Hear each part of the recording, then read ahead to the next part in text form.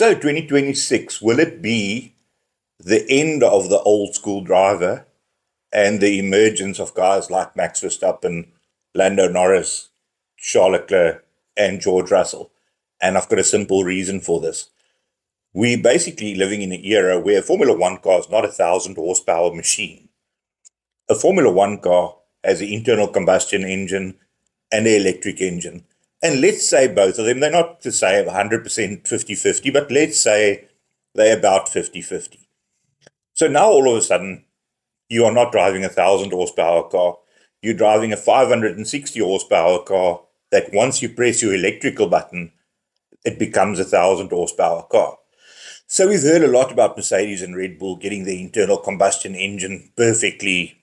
They've got the increased compression ratio, and that'll be the secret that they need. But let's look at a scenario. You've got an engine that generates 570 horsepower. The other team has an engine that generates 530 horsepower, and your aerodynamics are identical. So now the car comes out in the lead onto a long straight, the other car behind him. Both drivers press their little magic buttons and they go to 1,000 horsepower cars.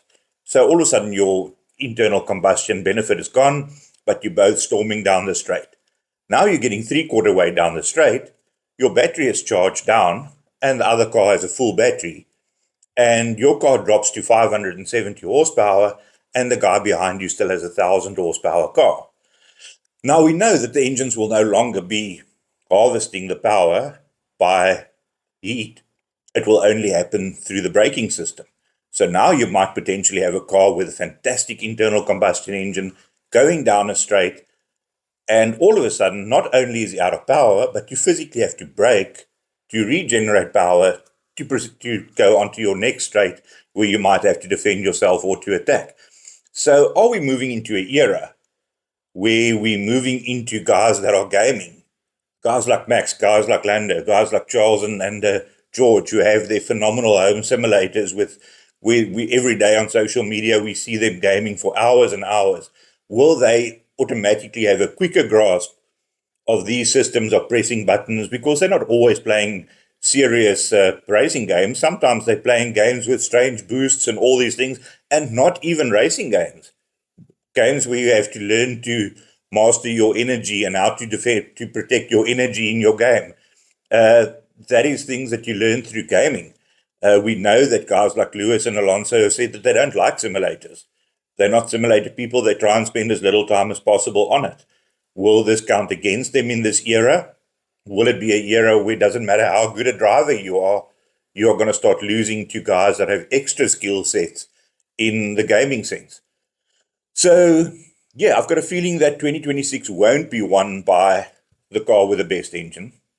It won't even be won by the car with the best combination of engine.